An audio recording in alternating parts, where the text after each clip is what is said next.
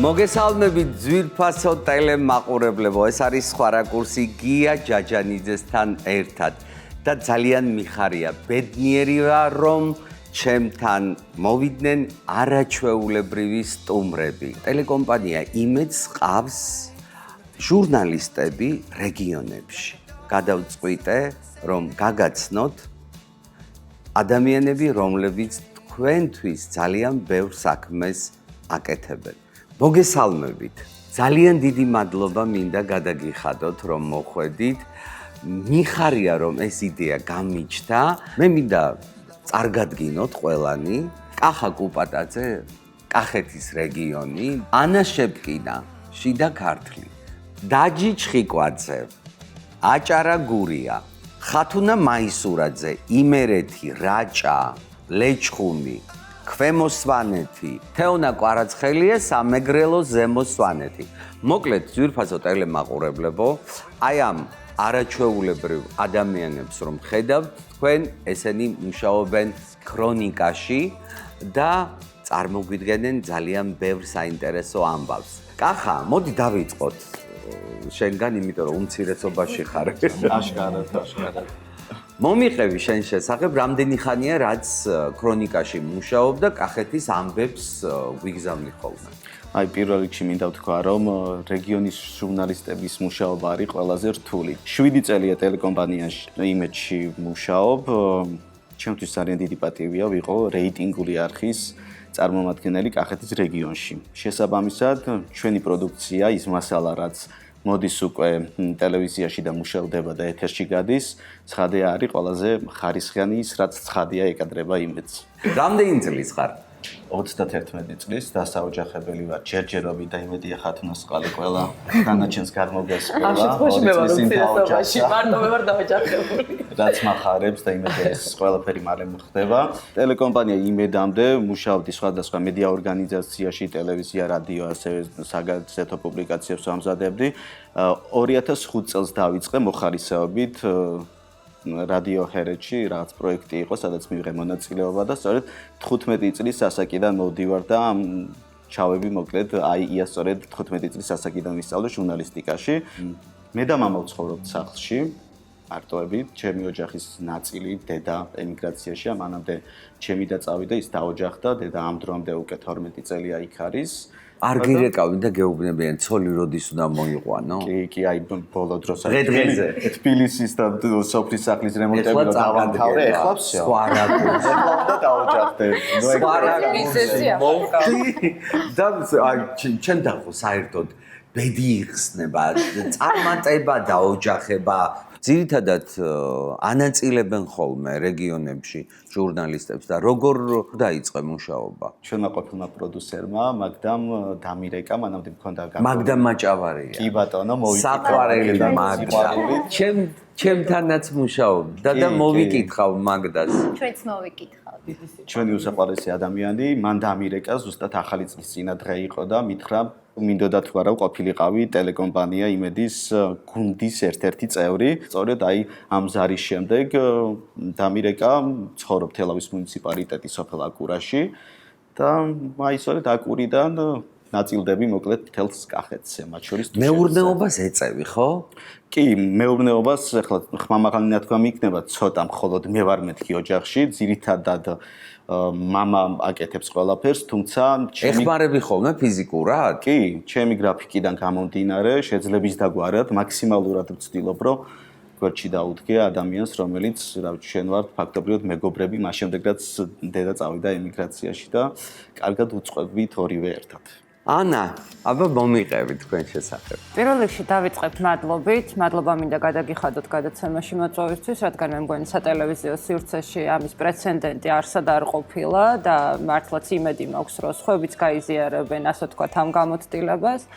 იმედში მუშაობა დავიწყე 2012 წელს, უკვე 9 წელია, რაც ამ გუნდის წევრი ვარ და ძალიან მიხარია, მიუხედავად იმისა, რომ საკმაოდ რთული რეგიონი შემხვდა, ეს არის შიდა ქართლი, სადაც არის ძალიან ბევრი გამყოფი ზოლის მიმდებარე სოფელი, ძალიან ხშირია, ასე ვთქვათ, ადამიანების უკანონო დაკავება. და ფაქტობრივად 24 საათიან რეჟიმში გვიწევს, რა თქმა უნდა, მუშაობა. რამდენიმე წლის წინ ასევე შევითავსე სამცხე ჯავახეთიც, რომელიც ასევე ეთნიკური უმცირესობებით არის დასახლებული და იქაც არ არის, ასე ვთქვათ, მარტივი მუშაობა, ყველასთან ეცადო, რომ საერთო ენა გამონახო. მიუხედავად იმისა, რომ ძალიან დატვირთულები ვართ 24/7-ზე, რომ იტყვიან, ყველაზე დიდი გამოცდილება, რაც კი ცხოვრებაში მიმიღია, ეს არის იმედთან დაკავშირებული და მე ძალიან მადლობელი ვარ ამ გუნდის. ანა, თქვენ შესახებ მომიყევით. დავიწყებ იმით, რომ ვარ დასაოჯახებელი, ისევე როგორც ცხოვრობ დედასთან ერთად, მამა 10 წლის წინ გარდაიცვალა, ვარ ერთადერთი შვილი და ძმა არ მყავს. და აქედან გამომდინარე, ჩემი ძირითადი დრო მიაქვს სამსახურს. ძალიან მიყვარს კითხვა და ბავშვობიდანვე ეს არის ცალკე სამყარო ჩემთვის, სადაც შემიძლია ესე გამოვიხურო, კარი გავეთიშო გარე სამყაროს და დავისვენო და რაღაცა სხვა რეალობაში გადავიდე და ძალიან მშველის ეს. ვცდილობ, რომ მოვინახულო ამ თავისუფალ დროს ასევე მეგობრები, რომელიც ხშირ შემთხვევაში ძალიან მენატრება დროის დეფიციტიდან გამომდინარე და კონკურენცია ერთმანეთში არ გაქვს. არა. ერთმანეთში არა. რეგიონებს უშუალოდ? ხო. არა. მე უფრო კარგი ამბავი. აჰა. ერთმანეთს იმედები ვართ ყველაფერში აბსოლუტურად. გააქვთ კონტაქტი? ყოველდღიური. ჩატიც გვაქვს. დაჯი, მომიყევი შენ შესახებ და შენ რეგიონზე. დავიწყებ იქიდან, რომ ვარ აფხაზეთიდან. ცხოვრობდი ქობულეთში და გავიზარდე ქობულეთში. ეს არის პირველი წლები, როდესაც ოჯახი წამოვიდა აფხაზეთიდან. ჟურნალისტიკა დავამთავრე ბათუმში, შემდეგ რაღაც პერიოდი ვიცხოვრე თბილისში, სხვადასხვა სააგენტოზე, რადიოში თუ ტელევიზიაში ვიმუშავე და 7 წლის წინ ძალიან შემთხვევით მოვხდი იმედზე და დაუბრუნდი ბათუმში. ვარ აჭარა გორის კორესპონდენტი და ვაშუქებ ყველა მნიშვნელოვან ამბავს, რაც ამ რეგიონში ხდება. ბუნებრივი აჭარა არის იმდენად დატვირთული, რომ ძირითადი პროცესები მაინც მიმდინარეობს აჭარაში. აბა შენი ცხოვრების შესახებ მითხარი. ბათუმში ვცხოვრობ მარტო 7 წელი. ეხლა თქვენ ხო ხართ ასეთები, ჩაცმული, გაპრანჭულები და წელიწადში ერთხელ მოგიწევთ ხოლმე. ოღონდ დამიგროვეთ სიახლეები და რაღაც საინტერესო ამბები და ასე შემდეგ. ჩვენ ასე გაპრანჭულები ხო, მთელი აწეწიებით და სულ სამუშაო ფორმაში. კი, ამის მიბუნება ცოტა ნაკლებად გვაქვს რეგიონში. იმიტომ რომ ყოველდღიურ სამუშაო რეჟიმი რაცა გვაქვს რთული. ჩვენ რო დილით გამოვდივართ სახლიდან, არას დროს ვიცით რა გველოდება, შეიძლება სტიქიდან თეატრში აღმოჩნდეთ, ან პირიქით და ამიტომ მაქსიმალურად ვცდილობ ჩავიცვათ ისე, რომ ყველა სიტუაციას მოვერგოთ და თავი უხერხულად არ ვიგრძნოთ. მე მაგალითად დაბადების დღიდან აღმოჩნდი სტიქიაზე. და ახლა დაბადების დღეზე რა თქმა უნდა გოგოები ხო განსაკუთრებულად ვიპრანჭებით და ესეთი კაბა ჩექმები, თმების ლამაზად და რაღაც ხიდი ჩაინგრათ რაღაც და ღამე არის 11:30 შანსი არ მაქვს რომ ახლა გავიარო გამოვიცვალო პირდაპირ წავედი გადაღებას და მახსოვს იქ რაღაც სამინისტროს წარმომადგენლები იყვნენ და რომ გადამოვედი წყალს მიაქვს ყველაფერი და მე ვარ ამ ხელაქუსლებზე შემდგარი და პირველი დავიწყე რომ ძალიან გთხოვთ გადაღებაზე არ მოსვლარ პირდაპირ უკაცრავად დაბადების დღეზე ვიყავი აქედან მოვედი და სრულიად ტალახიანი წამოვედი ვეღარ მოუსწარიავ დაბადების დღეს და ესეთი მაკიაჟით და გაპრანჭულმა ვიმუშავე საშინელ სტიქიაზე ასეთ რაღაცები ჩვენთან ძალიან ხშირად ხდება წაყვარში როდესაც იყო ტყეში ხანძარი ანუ ველოდებოდით სამაშველოს და მეტყევებს რომ ვიყვანეთ ზემოთ მთაზე და შემთხვევით დამრჩა პიჯაკი ასე ვთქვათ მანქანაში და უკვე იქ რო ავედით გადავიღეთ და ჩართვის დრო მოვიდა აღმოვაჩინე რომ ანუ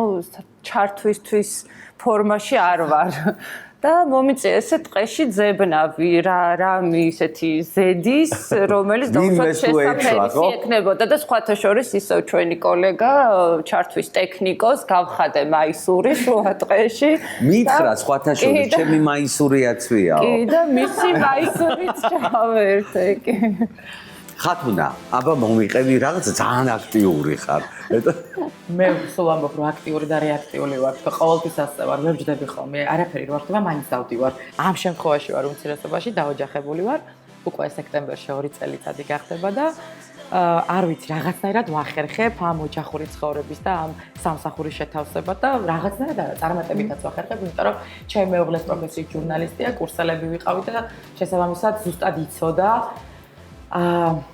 რა ელოდა წინ და რისთვის უნდა გაეძლო. ადრეც იცნობდი? კურსელები ვიყავით, კი. და აქამდე რას ელოდებოდით? ჩვენც არ ვიცით, რას ელოდებოდით.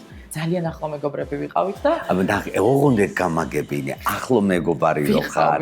არა, დამაცადე. აი ახლო მეგობარი რო ხარ, აი რაღაცები რო იცის, იმან შენ იმისი და მერე აი ეს სახე როგორ უნდა მიიღო?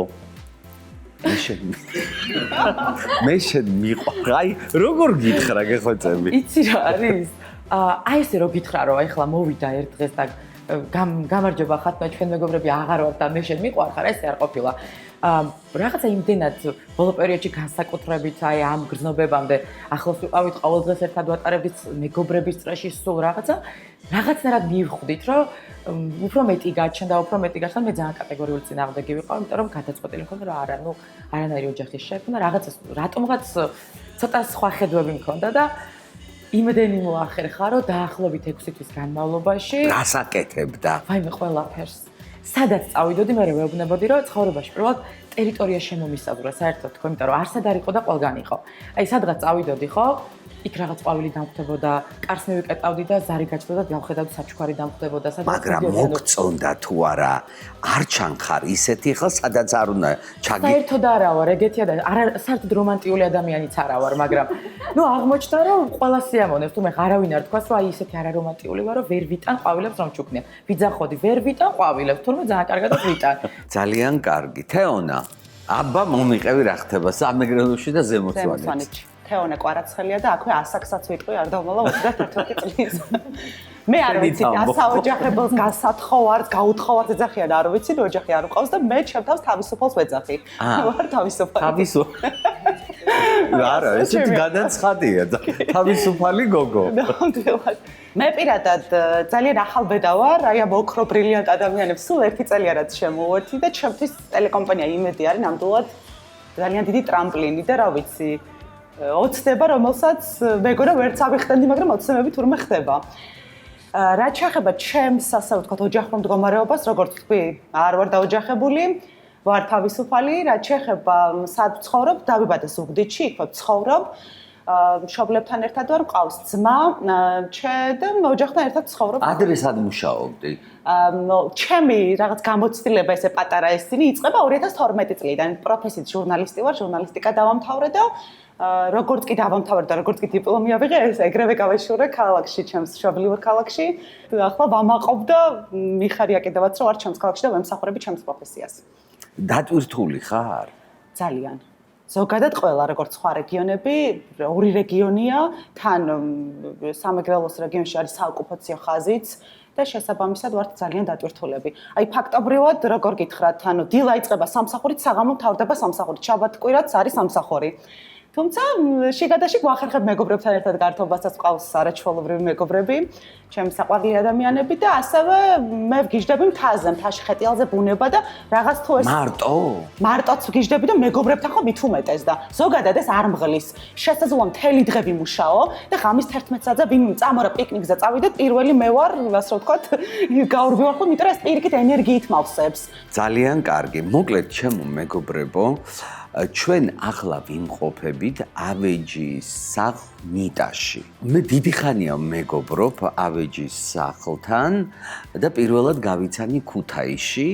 ქუთაისში აქვს ფილიალი და რო ჩამოვიარე ერთხელ ნახე, ჯერ წავიკითხე ნიტა, მე შევედი როგორც შედიან ხოლმე და მის შემდეგ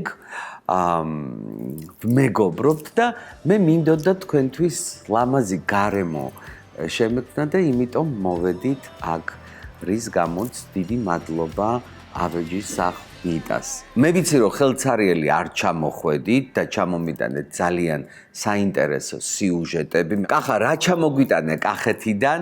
რა სიუჟეტია? რა მოუმზადე ჩემს მაყურებელს? ამ შემთხვევაში არ გავცდით ჩემს სოფელს, ვინაიდან რამდენადაც მოგიყვებით 44 წლის ადამიანზე, რომელიც არის ყოფილი პოლიციელი, ამის პარალელურად არის ავეჯის დიზაინერი, სხვადასხვა ავეჯი მეც მე გამიგეთა. ვიცი რომ პოლიციაშიც მუშაობდი თუ გინდოდა პოლიციელი ყოფილიყავი. პოლიციაში ვიყავი 1 წლის განმავლობაში, მაშინ როცა სავალდებულო სამსახურს ვიხდიდი 2008 წელი იყო ეს, ანუ დათვის პოლიციის ხაზით მოვიხადე მოკლედ. ადამიანზე მოგიყვებით, რომელიც ცხოვრობს სოფელში, საკუთარი ხელებით აწყობს თვითფრინავს, უკვე დასასრულს უახლოვდება და შესაბამისად მალე გავფრინდებით ჩვენ. მოდი ვაჩვენოთ სიუჟეტი კახეთიდან და ძვირფასო ტელემაყურებლებო, გავიცნოთ სოფელ აკურაში ერთი საინტერესო ადამიანი. ამციდან პანორამული ხედი ყველაზე მეტად მაშინ გადაიშლება, როცა ამ სოფლის ერთი მკვიდრი საკუთარი ხელებით თვითფრინავის აწყობას დაასრულებს და ღრუბლებს მიუახლოვდება. რა გზა გაიარა 44 წლის კაცმა პოლიციელობიდან ავიატორობამდე. ჩვენ ექსკლუზიურად მოგიყვებით ცით შეპყრობილ ადამიანზე, რომელსაც ექსტრემი ზიდავს და შეყვარებულია ავიაციაზე. თელავის მუნიციპალიტეტის სოფელი აკურა რაიონული ცენტრიდან 12 კილომეტრში მდებარეობს. დაახლოებით 800 კომლიანი დასახლებიდან ერთ სახლში ყველაზე უცნაური და უჩვეულო ფუსფუსია. აქ არც კახურშოთებს აცხობენ, არც მწვადებს წვავენ და არც ლორს ხარშავენ. 44 წლის შალვა ჩიკვაიძე არც მეტი, არც ნაკლები თვითფრინავს თავად აწყობს. ინტერნეტის შემოსვლასთან ერთად მოუძებნა ინტერნეტში ეს მოდელი, მომეწონა კანადური მოდელია, ეს 4 ადგილიანი. გვერდ ჩდება პილოტი, გვერდზე მგზავრი და უკანაც ორი მგზავრი. ეს მართვის სისტემა არის, ის პედლები, რომლითაც უკან საჭე მუშაობს. წლის ბოლოს უკვე მზად იქნება, ხო? ეს ფრთებია როგორ? კი, ეს ფრთებია. აქ შემონაკერი გადაეკრება, ალუმინის შემონაკერი ეკრება, ალუმინის ფურცელი გადაეკრება. შალვა ავეჯის დიზაინერია, მრავალი წელი კი დაცვის პოლიციაში აქვს გატარებული. რამდენიმე წლის წინ საავიაციო სფერომ გაიტაცა. ბევრისთვის მისი მიზანი მიუღწეველი და გაუგებარი იყო, თუმცა ახლა, როცა გარკვეული შედეგის კონტურები გამოიკვეთა, დაიჯერეს, რომ მიზანის საშუალებას ნამდვილად ამართლებს. 10 წლის წინ დაწყებული თვითფრინავის აწყობა ახლა თითქმის უკანასკნელი ჭანჭიკების მოჭერას ითვლის. თვითნასწავლმა ინჟინერ-მექანიკოსმა ბევრი ფინანსური რესურსი გაიღო. გვიყვება, რომ საფრენი აპარატისთვის ყველა საჭირო ნაწილს საზღვარგარეთიდან იწერს და თავისუფალ დროს გეგმის სისრულეში მოყვანას უნდება. ყველა საინტერესებდა, რას აკეთებ და. რო ეუბნებოდი ხოლმე თვითფრინავს ვაკეთებ, მეთქი რაღაცა ხალხი ნაწყენი რჩებოდა, რას დაგვსინისო, რა თვითფრინავი, ის თვითფრინავიო, როგორ. მერე რო გავიდა და უკვე ფორმა მიიღო მართლა თვითფრინავისა, მერე მართლა თვითფრინავი აგიწყვია.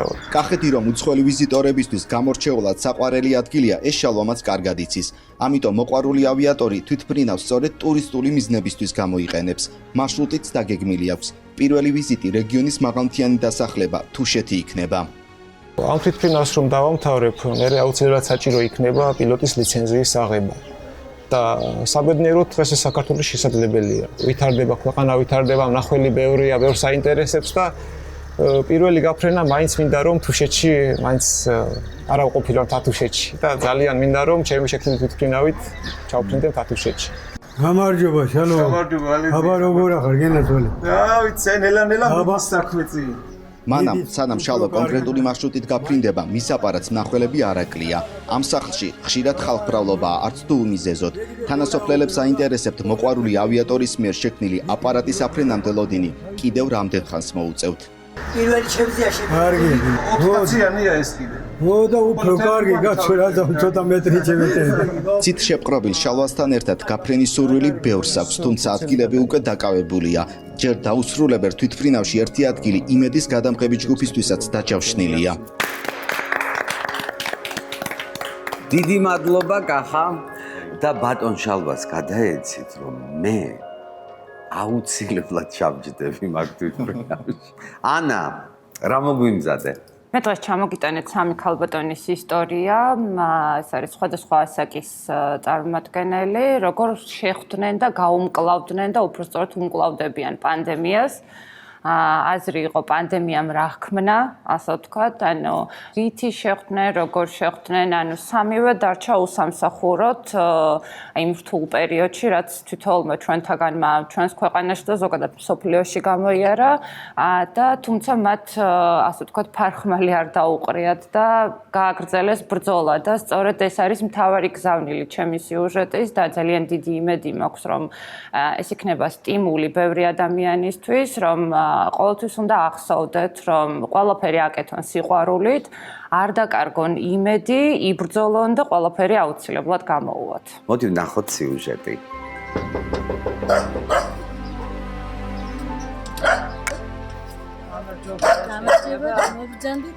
სოფელ ტინის ხიდში მანანა მესხიძეს ვეწვიეთ. მისი დილა უკვე წლებია თითქმის ერთნაირად იწყება. ფინჯანი ყავა ეზოში და შემდეგ ყვავილების მოვლა. მათი სიყვარული ისევე როგორც მოვლა და მოშენება მამამ ასწავლა. სულ ოცნებობდა რომ ჰქონოდა ეზოში მისი ხელით გაშენებული ბაღჩა, სადაც მისი ოჯახი დროს ლამაზ და მშვიდ გარემოში გაატარებდა. დიდი შრომის შემდეგ ეს შეძლო და დღეს ალბათ არ არსებობს ყვავილი მანანასთან ეზოში და სახლში რომ არ იყოს. დილა რო გათენდება, ავდგები თუ არა ჯერ ყვავილებთან დავდივარ. ზოგს ბალახს მოვაცლი, ზოგს თესლი აქვს გაკეთებული უკვე. აი ძალიან ადვილად ვახარებ. ადვილად ხარობენ თუ ჩემთან არიან ეგრე არ ვიცი. ნუ უფრო აი თითქოს აი პატარა ბავშვებივით არიან, უნდა მოეფერო. ხანდახან ლაპარაკითაც კი ვილაპარაკები ხოლმე. ეზოს გარდა ყვავილებს ადგილი ბაღშიც გამოუყო და ნელ-ნელა გაფართოვდა კიდეც. ჯერ მეზობლებს და ახლობლებს ახარებდა, შემდეგ კი მანანას ყვავილების ბაღის იდეაც გაჩნდა. პანდემიის დროს უმუშევარი დარჩა. ყვავილების გაყიდვა ონლაინ დაიწყო და როდესაც შეკვეთების რაოდენობა გაიზარდა, უკვე საბოლოოდ გადაწყვიტა, რომ ჰობი ბიზნესად ექცია და ყვავილების მოშენება ოჯახისთვის შემოსავლის წყაროდაც იქცა. ამბობს, რომ გაუმართლა. ისეთ საქმეს აკეთებს, რომელიც ბედნიერებას ანიჭებს, სხვებსაც ახარებს და თან ოჯახსაც არჩენს. გვარწმუნებს, რომ თავარი მონდომებაა და ის, რომ ფარხმალი არ დაყარო. ამ შემთხვევაში ყველაფერი გამოვა. ძალიან ბევრს უყვარს. იმდენი მამაკაცი მოსულა ყვავილების საყიდლად, რომლებსაც მოაქვთ მეუღლესთვის, შეყვარებულისთვის. ჩვენი მომდევნო სტუმარი ხათუნა ჭარუაშვილია. ის ბავშვებს ახარებს, დიდებს კი ბავშვობაში აბრუნებს. ხათუნა ხელნაკეთ თოჯინებს ქმნის, რომელთა შორის ძირითადად ზღაპრის გმირები არიან. ქსოვით წლებია გატაცებულია, თუმცა თოჯინების შექმნის იდეა მის უკვე გაზრდილ შვილს უკავშირდება. იხსენებს, რომ როდესაც ბავშვობაში ზღაპრებს უკითხავდა, სულ უნდოდა თვალსაჩინოებისთვის გმირები სათამაშოებში გაცოცხლებული იყვნენ. ამიტომ მის ყველა თოჯინას თავისი ისტორია და ხასიათი აქვს.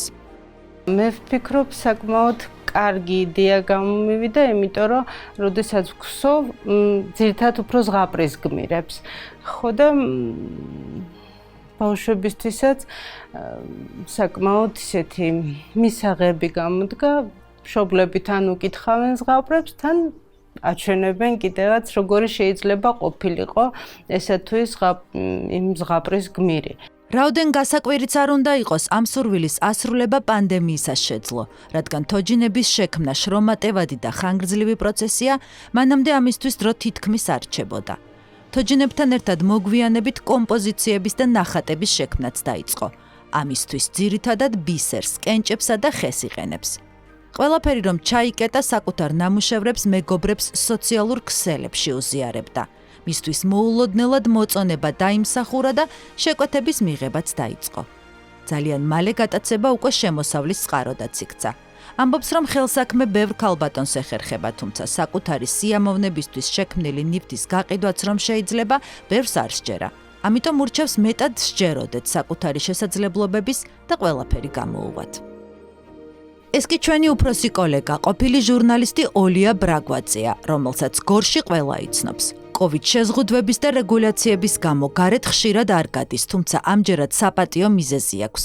წიგნი წამოიღო, რომელზეც მუშაობა პანდემიის დაწყებისას დაიწყო და ახლა დაიბეჭდა. გარდაცვლილ ახალგაზრდა ნათესავს მიუძღვნა და რაც მისთვის უნდა მოეყოლა ნოველებად აქცია. რამდენიმე წლის წინ გაზეთის დახურვის შემდეგ ის უმუშევარი დარჩა. წიგნების წერაც დაიწყო და ეს უკვე მისი მე-14 გამოცემაა. ამბობს, რომ წერამ ბოლო წლებში ბევრი სირთულე გადაალახინა. და რომ არა ეს შესაძლებლობა, ამ ფორმით კარჩაკეტილობა გაუსაძლისი იქნებოდა. იმედი აქვს, რომ იუმორი, რომლითაც მისი ნოველების ნაწილია გაჯერებული, რამდენიმე ადამიანს მაინც გაახალისებს და მძიმე პერიოდს თუნდაც 15 წუთით დაავიწყებს.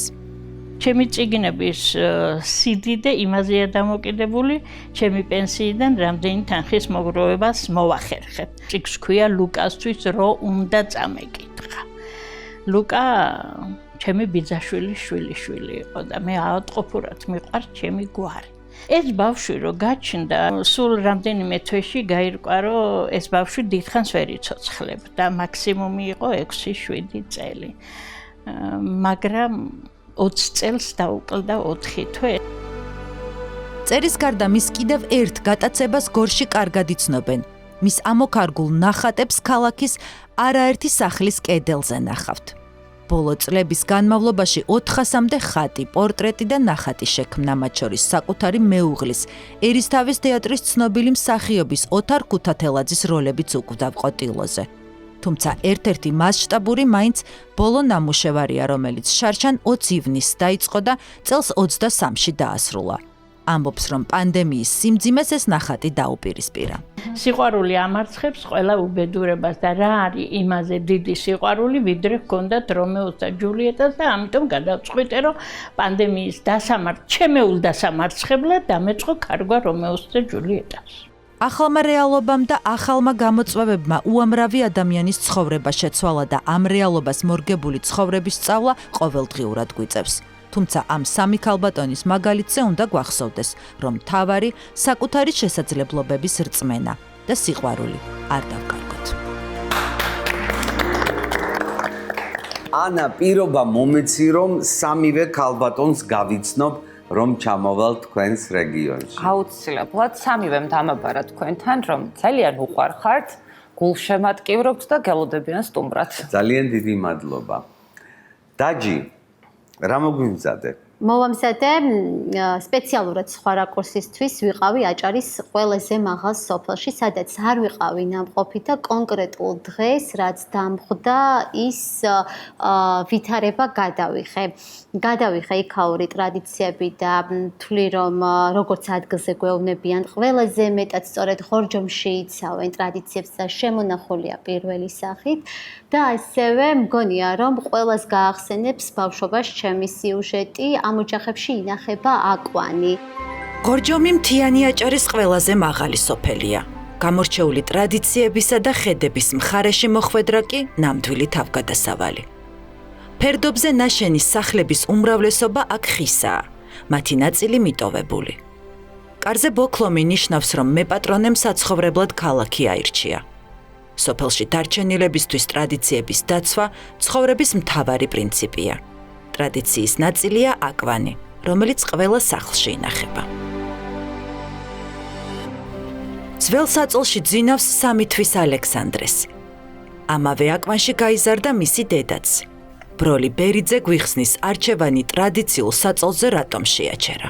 ვიყენებ თანამედროვე აკვნებსაც, კალიასკებსაც, მაგრამ ეს არის ძველი ტრადიცია. დღესდღეობითაც იყენებენ ამას, რადგან შიგნით ბავშვს მშვიდად ძინავს და თან დიდხანსაც იძინებს. ამ აკვანში პირველ რიგში მე გავიზარდე, შემდეგ ჩემი და-ძმები, ახლა კი ჩემი ბავშვები იზრდებიან. ისეთად არ უნდა შეკრა, რომ დისკომფორტი შევქნათ, მსუბუქად უნდა შევკრათ, რადგან მან მშვიდად შეძლოს ძილი და თან არ გადმოვარდეს აკვნიდან. დიასახლისი ჩვენთვის ფქვილისა და წყლისგან ტრადიციულ ფაფასაც ამზადებს. ბოლოს კი გამდნარ კარაქს ასხამს. ბავშვი როდესაც იბადება, ვაკეთებთ ფაფას.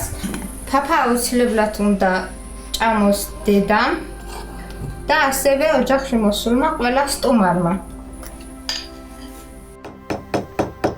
ეს კი მალხაზ მარკოიძეა. სოფელში მას ხის ოსტატად იცნობენ. სწორედ მასთან ამზადებენ ან რესტავრაციას უკეთებენ ავეჯს. 20 წელია ხეზე მუშაობს. წუხს რომ წლებთან ერთად აკვანზე მოთხოვნა მიკლო.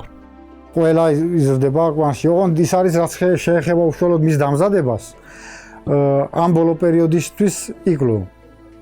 იქიდან გამომდინარე ალბათ რომ თითქმის ყველა ოჯახში არის. ის აკვანი არის, რომელშიც მე გავიზარდე, გაიზარდნენ ჩემი შვილები. ვაპირებ მაგის რესტავრაციას, რომ თუ მერტის ხალობის მომესწრო, გავზარდა შვილიშვილებიც. აკვანების ტრადიცია გვაქვს ჩვენ.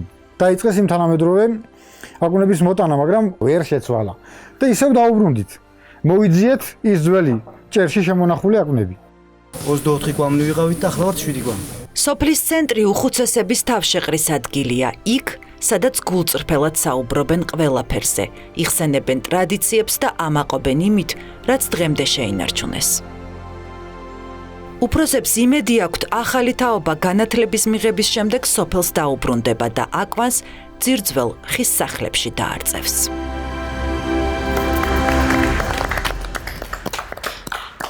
დიდი მადლობა დაჯი, სხვათა შორის რა საოცარია. მეც შენახული მაქვს აკვანი. ძალიან ძველია, სადაც გაიზარდა დედაჩემი, მამაჩემი, მე, უკვე ჩემი შვილები აღარ ისე უფროსი გაიზარდა და რაღაც უცნაური და რაღაც ძალიან თბილი ნივთია. დიდი მადლობა. მადლობა შენ. ხათუნა, რით გაგვახარებ? რაც შეეხება ჩემს რეპორტაჟს, ძალიან ბევრი ვიფიქრე, გამომდინარე იქედან, რომ რეგიონები არის ძალიან დიდი, კონკრეტულად რა შეიძლებოდა გამეკეთებინა და ვინაიდან მე ვარ წყალტუბოელი, ულამაზესი კურორტიდან, გადავწყვიტე, რომ წყალტუბოსთან დაკავშირებით გამეკეთებინა და იმდენად საინტერესო და კარგი ისტორია აქვს თვითონ ამ კურორტს, რომ ძალიან ბევრი ლოკაცია, რომელიც შეიძლება გადაგვეღო, მაგრამ ამ ყველაფერს სად შეიძლებოდა თავი მოეყარა თუ არა წყალტუბოს ხარისხმოვნების მუზეუმში, რომელიც წყალტუბოს ძალიან დიდ ისტორიას ინახავს და ასევე აქ მუშაობს ძალიან საინტერესო ადამიანი, რომელიც არის 90 წლის და დღემდე აქტიურად არის ჩართული ამ სამუზეუმო ცხოვრებაში და მთელი თავისი ცხოვრება მიუძღვნა ამ ყველაფერს. ძალიან კარგი, ვნახოთ რეპორტაჟი წყალტუბოდან. მე ვარ ციალა ღვინიანიც. დამთავრებული მაქვს ქუთაისის პედაგოგიური ინსტიტუტის ისტორიის ფაკულტეტი. 1979 წლის 1 თებერვალს მინისტრის ოთარ თაქთაქიშვილის ბრძანებით დავინიშნე მხარეთმცოდნეობის მუზეუმის დირექტორად. მაშინ მუზეუმს არ ჰქონდა ბინა, არ ჰქონდა ბუნებრივია ექსპონატი.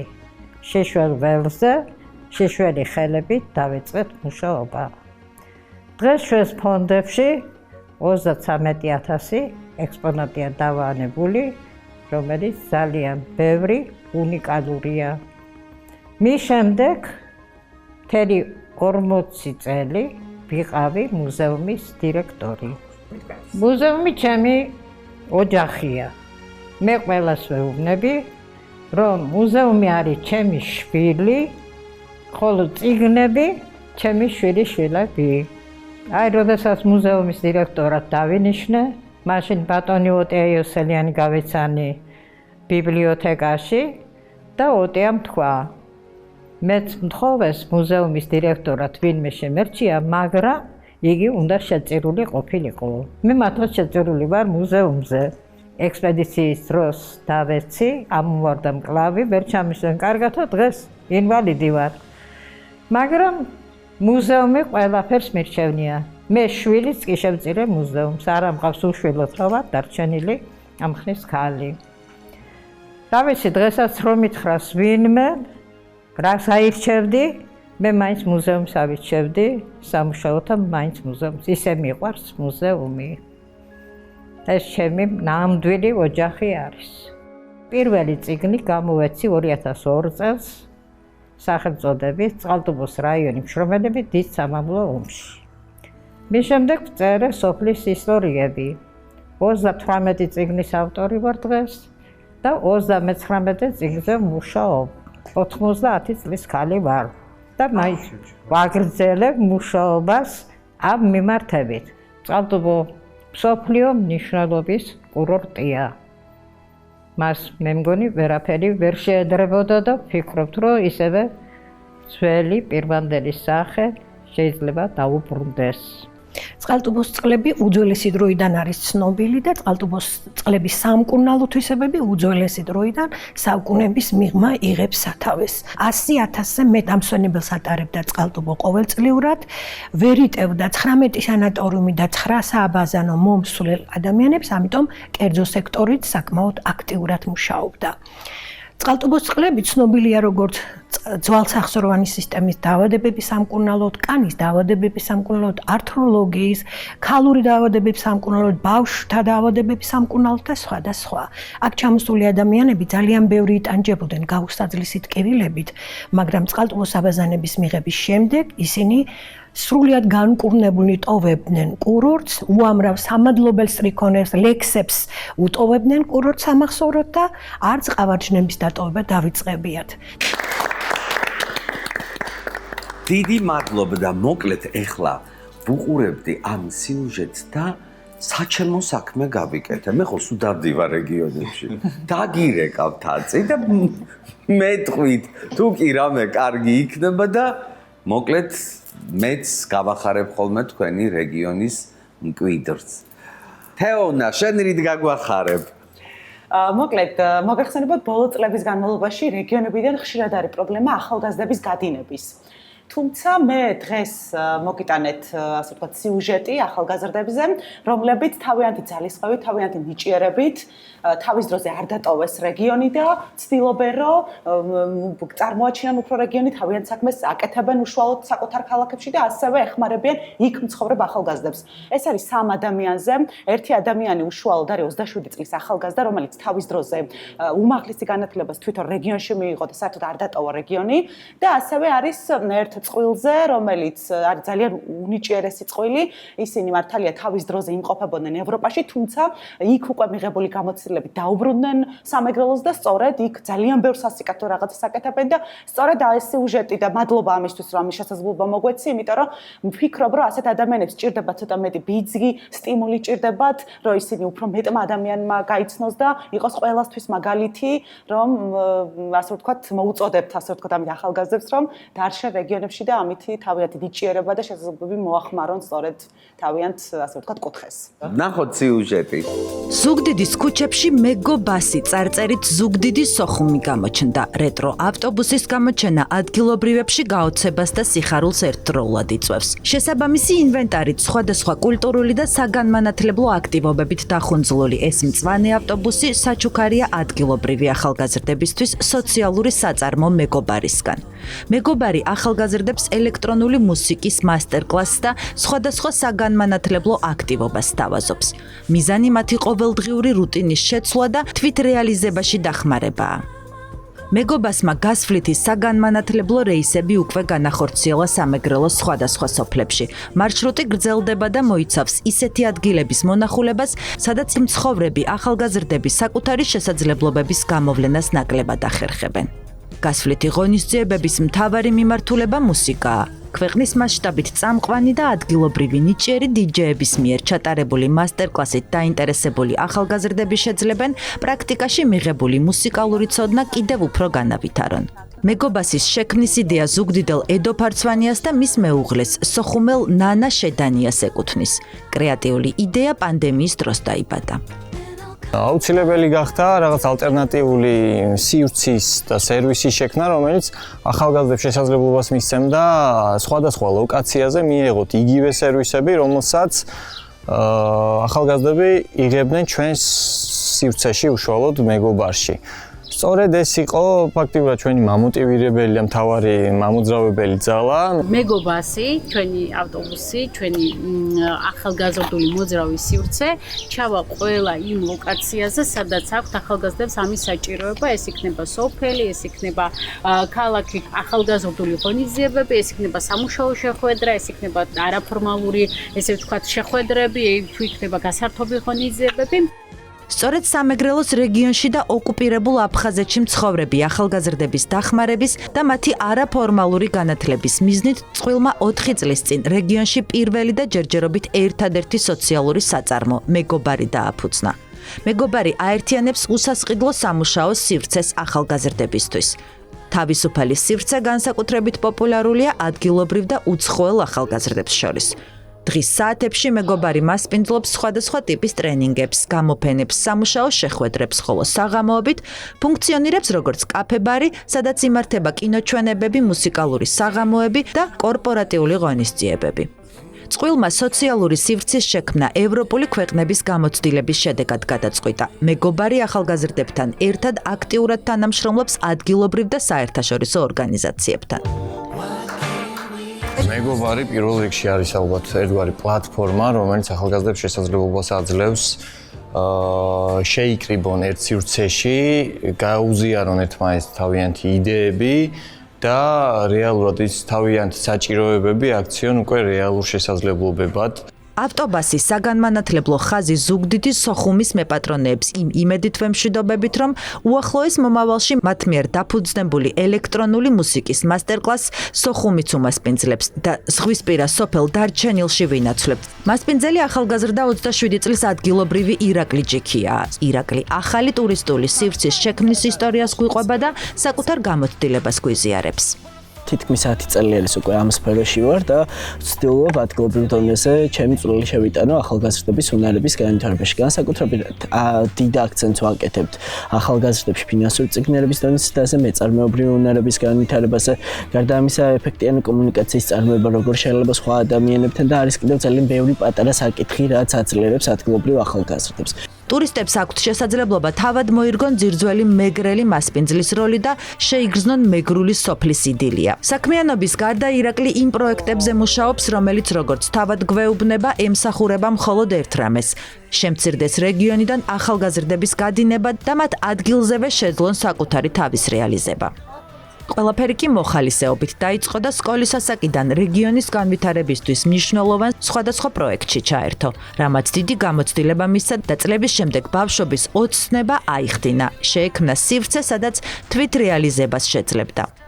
27 წლის ახალგაზრდა ახალ პროექტზე მუშაობს, რომელიც სოფლად მცხოვრები ახალგაზრდების წიგნიერების ამაღლებას და მათი შესაძლებლობის წარმოჩენას ისახავს მიზნად. პროექტის ფარგლებში ხშირად უწევს მისივე თანატოლებთან და მოზარდებთან შეხვედრა.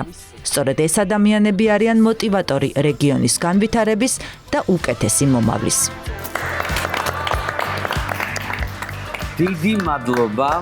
დიდი მადლობა ჩემო კარგო. არაფრით არ შემიძლია არ ვახსენო და მადლობა არ გადაუხადო თქვენს ოპერატორებს.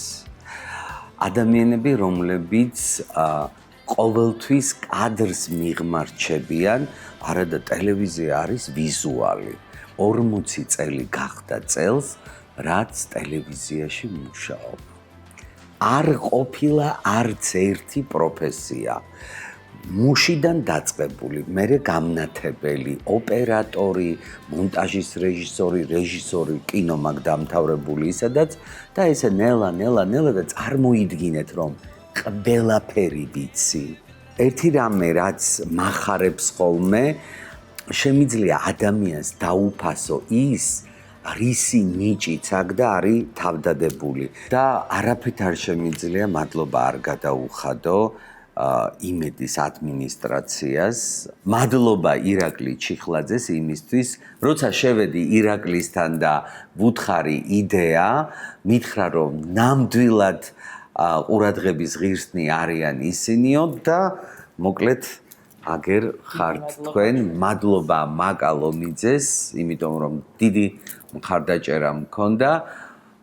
რა ვიცი, მადლობა მინდა გადაგიხადო. ირაკლი მან ნამდვილად გამორჩეულია, როგორც მენეჯერი, როგორც საინფორმაციო უფროსი, იმიტომ რომ ბევრი უფროსი გამომიცვლია და ესეთი ადამიანი, რომელიც აი მართლა გურწფელად განიცდის იმას, რაც ყველაზე მეტად გააწუხებს და მაქსიმალურად ცდილობს, რომ უმოკლეს ვადებში მოახდინოს და ფოკუსირება გააკეთოს ამ პრობლემაზე და მოგიგვაროს ეს საკითხი.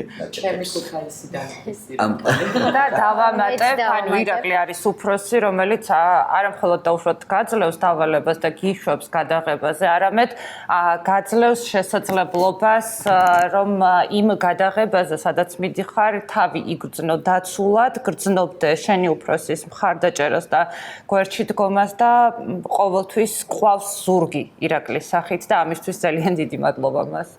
მადლობა იმისთვის რომ მენდო მასწავლა და რაც დღეს ვარ მართლა იმედით ვარ გამზარდა ამ ტელევიზიამ. ირაკლი მარტო ჩვენი უფროსი არ არის ჩვენი მეგობარი, მუდმივად გრძნობთ მისგან მხარდაჭერას და რა ვიცი, მადლობის მეტი ნაკლად არ გვეთქმის არაფერი. ძალიან მიხარია რომ ამდენი მადლობა ვთქვით და ვგიშდები მადლობაზე და აუცილებლად მადლობა მინდა გადაუხადო ავეჯის სახლ ნიტას გენერალურ დირექტორს ქალბატონ მირანდა ხეცურიანს, რომელიც დღეს ჩვენ გვმასპინძლობს და თქვენთვის აქვს სიურპრიზი და ქალბატონო მირანდა მობძანდით.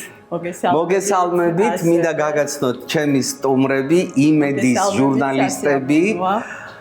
ასევე ძალიან მოხარული ვარ თქვენი სტუმრებით. უპირველესად ძალიან დიდი მადლობა მინდა გადაგიხადოთ ბატონო გია თქვენ იმედის ტელევიზიის მთელ შემადგენელ ჯგუფს, რომ არჩევანი გააკეთეთ ნიტას სახლთან და თქვენი გადაცემის ჩაწერა მოხდა ჩვენთან. ჩვენი არაჩვეულებრივი სტუმრებისთვის გვაქვს საჩუქრები, სიმბოლური საჩუქრები და მინდა გადავსე თითოეულ მათგანს. ძალიან დიდი მადლობა, ძალიან გამახარეთ. დიდი პატივისცემით. ამავდროულად გვაქვს 500 ლარიანი ვაუჩერი და ნებისმიერ პროდუქციაზე სამივე ფილიალში შეგეძლებათ -500 ლარით ისარგებლოთ ჩვენგან საჩუქრად. ყველასთვის არის საჩუქარი ამავდროულად ვაუჩერთან ერთად. მადლობას გიხდით სტუმრობისთვის. უღრმესი მადლობა მინდა გადაგიხადოთ ქალბატონო მირანდა. მოკლედ, ქალბატონო მირანდა, გადავინაცვლოთ, გავისაუბროთ.